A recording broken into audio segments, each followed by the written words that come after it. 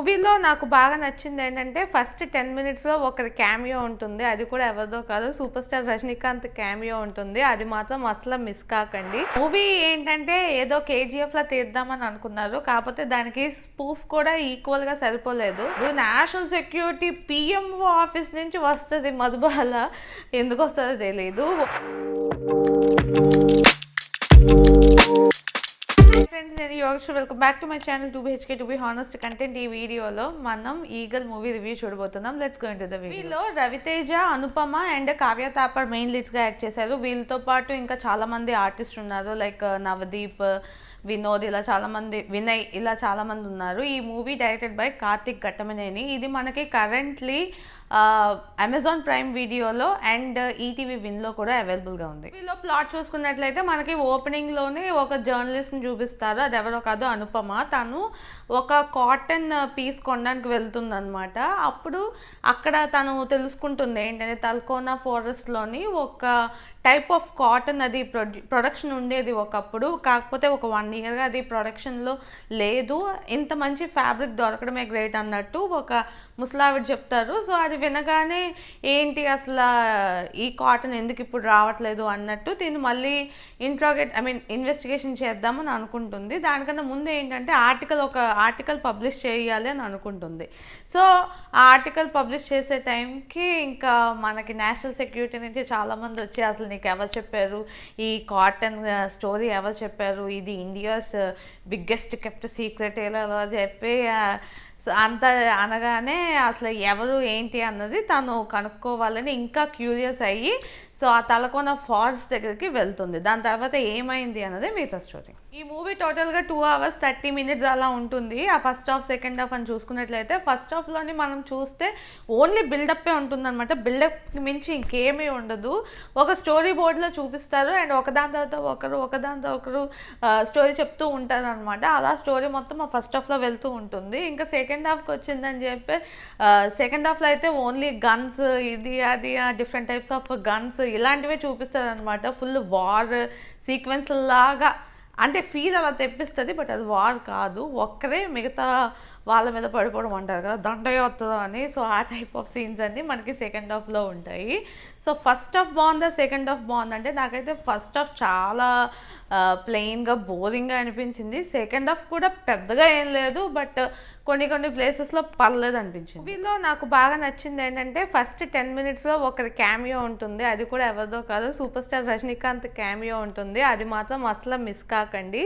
ఒకవేళ మూవీ చూస్తే first 10 minutes మాత్రం చాలా ఇంపార్టెంట్, అది మిస్ కాకండి. మూవీలో పర్ఫార్మెన్సెస్ అంటే ఏదో పర్లేదు, ప్రతి ఒక్కరు బాగానే చేశారు. రవితేజ గారి లుక్ అయితే కొంచెం బెటర్గా ఉందని చెప్పాలి. అంతకుమించి నాకు పర్ఫార్మెన్సెస్ స్కోప్ ఉన్న క్యారెక్టర్స్ ఏమీ లేవు. యాక్చువల్లీ రవితేజకు కూడా చాలా తక్కువ స్కోపే ఉంది.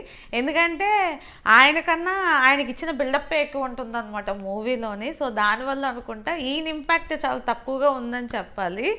అండ్ ఈ మూవీ ఇంకోటి ఏంటంటే బిల్డప్లో ఇప్పుడు ఎవరికైనా హీరోకి బిల్డప్ ఇస్తారు, ఈ మూవీలో అలా కాదు. బిల్డప్ మొత్తం అంతా ప్యాక్ చేసి అక్కడ ఒక హీరోని తీసుకొచ్చి పెడితే ఎలా ఉంటుందో అలా ఉందన్నమాట. యూజువల్లీ బిల్డప్ అనగానే ఏంటంటే పోనీ ఏదో ఒక్క చెప్పారంటే పర్లేదు, పోనీ ఎక్కడో స్టోరీ వెళ్తున్నప్పుడు ఒకరు చెప్పారంటే పర్లేదు. ఇక్కడైతే ఫస్ట్ హాఫ్లోనే ఒక్క 4-5 అనమాట. అందరూ ఇలా ఈ ఓవర్ యాక్టింగ్లు చేస్తుంటారు కదా, నాకు అది చూస్తేనే నవ్వు వస్తుంది అనమాట. ఇలా వణికిపోతుంటారు, అసలు తట్టుకోలేరు అనమాట. రవితేజ పేరు చెప్తానే అందరికీ చుచ్చుపడిపోతుంటుంది. అసలు ఎందుకు అంత బిల్డప్ నాకు అర్థం కాలేదు. పోనీ స్టోరీ నేను యాక్చువల్లీ ఫస్ట్ ఈ కాటన్ తలకోన ఫారెస్ట్లో మాత్రమే దొరుకుతుంది, ఇంత క్వాలిటీ కాటన్ అని చెప్పి వాళ్ళు అనగానే నేను అనుకున్నా అబ్బాయి ఏదో మంచి రైతుల గురించి సినిమా తీస్తారేమో అనుకున్నాను. అక్కడి నుంచి మూవీ వచ్చి వేరే ఇన్వెస్టిగేషన్కి వస్తుంది అనమాట. లైక్ అక్కడ ఎవరు ఈ కాటన్ని పండించేవారు అండ్ ప్రొడక్షన్ ఎందుకు ఆగిపోయింది, అసలు ఆ మనిషి ఎవరు, ఆ వెనకతున్న మనిషి ఎవరు అన్న దాని మీదకి వస్తుందేమో అనుకుంటాము. పోనీ అక్కడి వరకు ఆగిద్ది, అక్కడి నుంచి మళ్ళీ ఇల్లీగల్ వెపన్స్ దగ్గరికి వెళ్తుంది, దాని తర్వాత రియలైజేషన్ దగ్గరికి వెళ్తుంది. సో మొత్తానికి స్టోరీ ఎక్కడో స్టార్ట్ అయ్యి ఇంకెక్కడో ఎండ్ అవుతుంది. దీనికి అంతటికి కారణం ఏంటంటే స్టోరీ ఇప్పుడు అక్కడ ఆల్రెడీ జరిగింది, ప్రతి ఒక్కరికి తెలిసే ఉంటుంది. ఇప్పుడు ఆ తలకొన్న ఫారెస్ట్ చుట్టూ ఆ విలేజ్ ఏదైతే ఉందో ఆ విలేజ్ చుట్టూ అందరికీ తెలిసే ఉంటుంది. కానీ వాళ్ళు చెప్పరు అనమాట, నీకు ఈ విషయం నాకన్నా ఇంకొకరే బాగా చెప్తారు. చెప్తారు, వాళ్ళు బాగా చెప్తారు. వీళ్ళు ఏమైనా science, social, maths, Hindi, Telugu టీచర్సా? ఓ మేము ఈ సబ్జెక్ట్ మేము చెప్పలేము, వాళ్ళే చెప్తారని. అది కూడా కాదు. పోనీ అందరికీ తెలిసిందే కానీ ఎవరు చెప్పరు. సో బిల్డప్లోని ఒక మూవీ పెడితే ఎలా ఉంటుందో అదే ఈ మూవీ ఏంటంటే ఏదో కేజీఎఫ్లా తీద్దామని అనుకున్నారు, కాకపోతే దానికి స్పూఫ్ కూడా ఈక్వల్గా సరిపోలేదు. అండ్ ఈ మూవీ లాస్ట్ 30 minutes ఏదో లోకేష్ కనకరాజు ఉన్నారు కదా, ఆయన మూవీలో చాలా హై రేంజ్లో ఉంటుంది, హై పిచ్లో ఉంటుంది అని అన్నారు. బట్ నేను థియేటర్లోనే చూశాను. ఈవెన్ ఆ థియేటర్లో చూసినప్పుడు కూడా ఎక్కడ కూడా ఎటువంటి ఫీల్ రాలేదు. లోకి మూవీస్లో ఏంటంటే అదొక slow narration, just BGM and ఆ క్యారెక్టర్ ఎలా అయితే యాక్ట్ చేస్తారో దాన్ని బట్టే మనకి ఆ హైప్ అన్నది క్రియేట్ అవుతుంది. ఎందుకంటే ఖైదీ మూవీ చూసినప్పుడు అయితే అసలు చాలా ప్లెయిన్గా వెళ్తుందన్న ఫీలింగ్ వస్తుంది. అండ్ క్లైమాక్స్లో అతను కార్తీ ఏదైతే ఆ మిషన్ గన్ సంథింగ్ ఏదో యూజ్ చేసినప్పుడు కూడా తనకి అండ్ పక్కనున్న ఇద్దరికి కూడా అది ఎలా యూజ్ చేయాలో తెలియదు, వాళ్ళకి తెలియకుండానే యూజ్ చేస్తారు ఆ గన్. ఆ సీక్వెన్స్ మొత్తం అలానే ఉంటుంది. దానివల్ల అది ఇంకా ఎక్కువ పాపులర్ అయ్యింది. దాని తర్వాత చాలామంది ఆ మూవీస్లో తీసుకున్నారు. అలాంటిది మాత్రం అలాంటి ఒక ప్రొడక్టివ్ సీన్ అన్నది నాకు ఇందులో అనిపించలేదు. ఎందుకంటే ఫస్ట్ ఇప్పుడు కార్తీక్ ఎటువంటి బిల్డప్ ఉండదన్నమాట.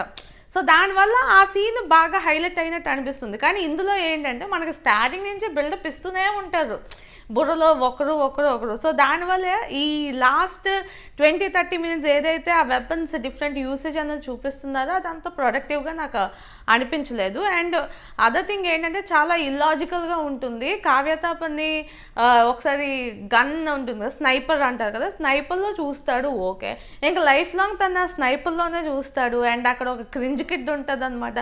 ఆ కిడ్ చేసే యాషలే నేను అసలు భరించలేకపోయాను. ఏంటో ఎందుకు పెడతారో అలాంటి క్యారెక్టర్స్ నాకు అర్థం కాలేదు. నేషనల్ సెక్యూరిటీ పిఎంఓ ఆఫీస్ నుంచి వస్తుంది మధుబాల, ఎందుకు వస్తుందో తెలియదు. ఓకే, ఇప్పుడు అనుపమ ఏదో ఒక స్టోరీ ఇన్వెస్టిగేషన్ చేస్తుందని వదిలేయచ్చు కదా. ఆ ఎన్ఎస్జీ నుంచి జనాలు వచ్చేసి ఎవరు శ్రీనివాస్ అవసరాలు వచ్చేసి భయపడిపోతుంది అనమాట, నువ్వు ఈ స్టోరీ ఇక్కడితోనే ఆపేయి, ఇంకెక్కువగా తెలుసుకోవద్దు అని చెప్పి అనడం. నాకు ఏంటంటే ఆ బిల్డప్ తప్పించి నాకు ఇంకేం కనిపించలేదు మూవీలోని. అండ్ ఏదో రవితేజ మంచి ఉపయోగమైన పనులు చేస్తున్నట్టు అతను ఏదో సంఘ సంస్కృతలా ఫీల్ అయిపోతుంటాడు. అతను చేసేదే ఇల్లీగల్ వెపన్స్, ఏంటి కిల్లింగ్, హిట్ మ్యాన్ అంటారు కదా. సో అలాంటి ప్రొఫెషన్. అందులో మళ్ళీ లాస్ట్లో రియలైజ్ అయిపోతాడంట సడన్గా. మరి ఇన్ని సంవత్సరాలు ఏమైంది అయ్యా నీకు అన్న ఫీలింగ్ వచ్చింది.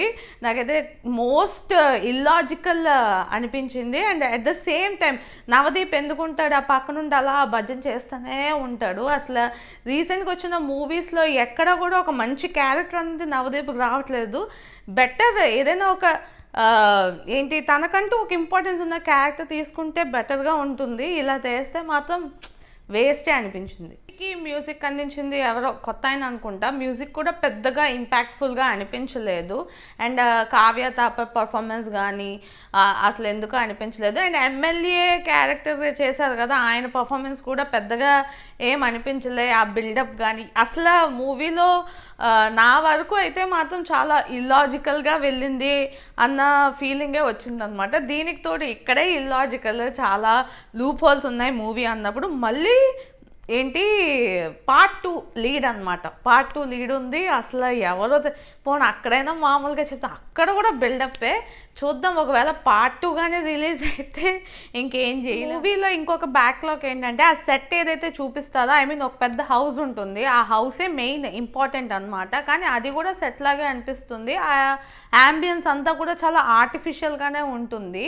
మన వాళ్ళు చేసే మెయిన్ మిస్టేక్ ఏంటంటే ఇలాంటి చిన్నవి నీట్గా కనిపించాలని ఆలోచించకుండా ఏదో తీసేయాలి అన్నట్టు తీస్తారు.